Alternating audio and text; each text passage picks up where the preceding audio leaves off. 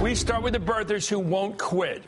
Clarence Page is a columnist for the Chicago Tribune, and Eric Boehlert is a senior fellow at Media Matters for America. Eric, thank you for joining us. Clarence is here with me. I want to look at some of these amazing conversations. I have to tell you, I'm stunned. Let's look at Fox Business here. Fox Business, they've got an anchor there named Eric Bolling yesterday with Pamela Geller. You see this fold? This has clearly been photocopied from a book. You see that? It kind of folds back to almost like the binding of a book. Yes. And then for some reason, there's a green border around it that had to be photoshopped in. I'm trying to figure out why they would do that. Well, this whole border is suspect. I mean, if you're taking a scan of something, it would, to your point, it would be white. Why is this the color of the same? Note this, you guys. April 25th, 2011, 2 days ago, is when this was requested from the state registrar, Alvin Onaka. So we'll keep our eye on it. We'll keep digging. Hey, listen, it may or may not be, but certainly opens up the can of worms that there are at least questions. What absolute garbage. Eric, after all that sort of, forensic efforting there and all this serious checking out of the nuances of this, then they say, well, it may be good, may not be, covering their keisters. It's so obvious, and they get... and there's one of those people supposed to be a news person. I don't know which one. What's going on there with this Fox News, this business network rather than this Fox News? But what are they doing here? Well, that's Eric Bolling. I mean, he's literally trying out for Glenn Beck's old slot. I mean, he filled in for a couple of days when Glenn was on vacation. There's a bit of a bake-off going over on at Fox News for the 5 o'clock slot. I think Eric Bolling is in on that bake-off, and he wants to prove he's got the crazy niche. Look, everyone at Fox News, every other anchor the last couple of weeks was saying, why won't Obama release his long-firm birth certificate? Then yesterday he does, and you turn on Fox News. How dare he release his long-firm birth certificate? and I'm laughing, and we are laughing, but this is sad. This is a game that's being played, a very dishonest, hateful, and disturbing game that the right-wing media is playing, and they're playing with the American politics. Well, I think the president did what he felt he had to do yesterday, put this thing out. I said, I think there are people in the middle. We saw them getting crap. My role model for this is if you live in New York and you live in Brooklyn, and somebody on television every night is saying there's something wrong with the Brooklyn Bridge. It might be creaky right now. Take the 59th, one of the other bridges. It may be more trouble, but be careful here. Eventually, a number of people are going to say, I tell you, Cabby, would you go the other bridge? Right. So there were some people at the edges who were buying this who now have the document and are satisfied, and they don't think there's an issue here. Right. But the haters keep going. Well, yeah, even on this show, I vividly recall getting into an argument with you about whether Obama ought to just, release the darn thing. And I said, I hope he doesn't, because it was just, helping to churn up his opposition. Maybe you were right but with some fact, of these people. Well, no. In fact, there were a lot of people like yourself who were saying, well, why doesn't he just release it? Oh. Well, now Obama has just wiped that aside. And isn't it like Columbo we grew up where the guy always knew? The guy, he always knew he had the document. Well, of course he did. All this discussion. We know what nobody talks about, Chris. The fact that his mother was a natural-born citizen made him a natural-born citizen. Right. Nobody talks about that. We allowed ourselves to get focused. I know that. No, he's naturally an American. The question whether if you're born, look. He's a natural-born citizen. Right. Let's move on there. I'm not going off into crazy land here. Thank you. Here's Arlene Tate. I watched this. I'm telling you, Lawrence really did it with this woman. I think he was even amazed at her absolute refusal. I know you're not, Eric, ever amazed by these people, but I'm amazed. At some point, don't you, like as a kid, say, okay, you got me. I'm in. You tagged me. Eventually, you say, you tagged me. Not her. Here it is. Arlene Tate, the unstoppable Arlene Tate with Lawrence O'Donnell last night. Let's listen. And I believe that Obama's statement today is nothing but a preemptive strike. We do have a court hearing coming Monday morning, 9 o'clock in the 9th Circuit Court of Appeals. And the reason he is talking about this issue, if I can have a close-up, is because at this hearing and 2 other hearings, I'm providing documents. Can I have a close-up, please, sir? Sir, what is it? Tell us what the document is. Okay, this is Barack Obama's. Can you do a close-up? I need to show this. Tell us what the document is. This is Barack Obama's Selective Service Certificate. This is only in America, Eric. As a woman who's, I'm fair enough, is a great country of immigrants.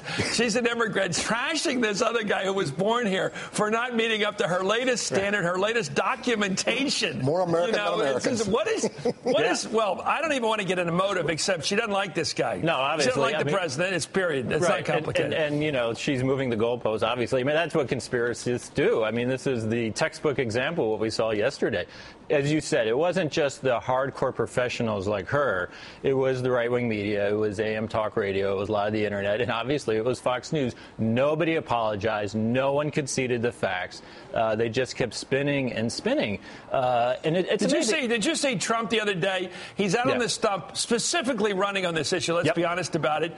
This has been his maypole since he started here. Thanks to Fox. And then somebody tried to show it to him. Yes. And it was like tissue rejection, like wolfbane, you know. It's like the vampire. Don't point that cross at me.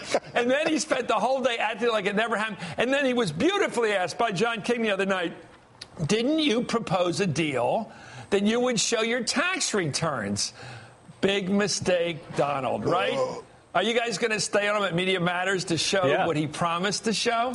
Yeah, I mean, he's made several outrageous statements just within, I think, 48 hours before yesterday. He was on the media saying he had heard the birth certificate was missing. His investigators had uncovered all this great stuff. His $1 million he spent on these investigators he sent out, these sleuths, turned out to be the Globe, the tabloid that you get at the Safeway. Yeah, it's basically the tabloid that story. Reading. Yeah. And here's Trump yesterday. Let him talk. We will let him talk from New Hampshire. It won't be too informative, but here he is. Let's listen to Donald Trump. I think if he wants to release it, that's fine. And if he doesn't want to release it, that's fine, too. But the word is, you'd think he'd want to release it, actually. Because the word is he wasn't a good student, and he ended up getting into Columbia and Harvard. And I'd like to know, well, this is what I read written by some of the people in this room. I'd like to know, how does he get into Harvard? How does he get into Columbia if he isn't a good student? It's an interesting thing.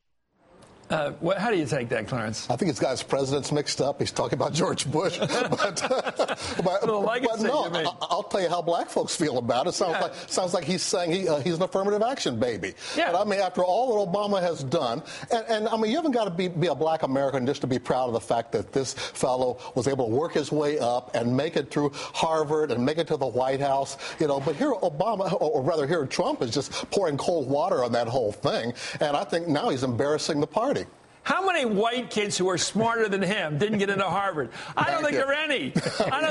I mean, this guy, I'm sorry, I've watched him, and this is the end of my show. When I first heard there was a fellow named Barack Obama running for president, I said, that's going to be a long shot. Thank you. Just with that name. That's the line. If it's Joe Brown, it'd be one thing, a name like Barack Obama. And then I read part of his book. I said, this is beautifully written. There's texture here. It's American, great writing. Mm-hmm. And then I listened to his speeches. I'm famous for having been taken with him. But the fact is, the guy grabbed me for what he was in his presentation. Met him and knew it'd be great. It doesn't surprise me if he's got 700 in his College Boards and all this other stuff. But this accusation that there's a prima facie argument he wasn't worthy, and that prima facie argument is he's African American.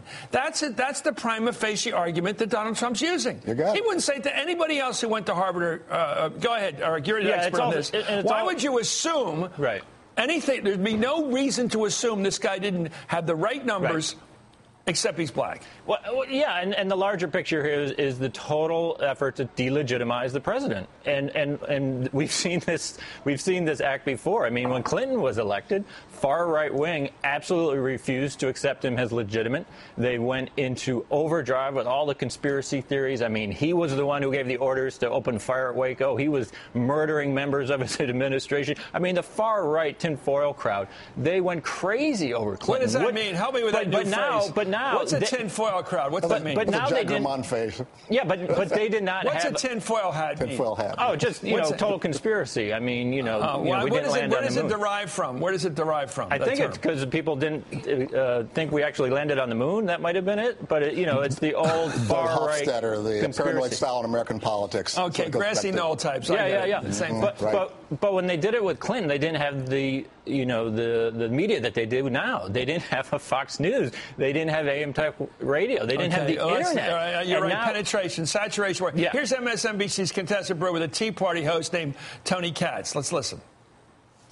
Contessa, he has spent millions of dollars hiding the birth certificate and other things. Where are you getting that? Hold on. Where are you getting that? I'm a Tea Party guy. I am not a birther. He shows the birth certificate. I move on from that and move on to the rest of the failed policies, which is the story. Wait, no. I know, but you just said he spent millions hiding it. I want to know where. Where do I get that? Yeah. Go take the search. He has spent unbelievable amounts of money to hide who he is and what's happening. Do you love the way they drop back on you, Eric? First of all, millions of dollars he drops. And then he knows Contessa's a journalist. She nails him once. Right. Where do you get that stuff from? And then it's unbelievable amounts. I mean, he just goes from the specific to the rather general, unbelievable, like $50. Right. And has he ever spent $1? Has he ever spent $1 defending his record? No, he hasn't. This is a total lie. This $2 million got tossed around by Trump. It got tossed around on Fox News. It's a complete fabrication. And so when this Tea Party person was pressed, basically his answer was, I Googled it. And this is what sustains this conspiracy, because you can Google whatever you want. And frankly, you can turn on Fox News and hear whatever you want to hear. Okay, you've hit Fox News now 50 times. I'm going to put a bell on every time you nail it. Anyway, thank you. Thank you, Eric Bullard. And thank you, my pal, Clarence Page, who I will see on a weekend show called The Chris Matthews Show. Yeah.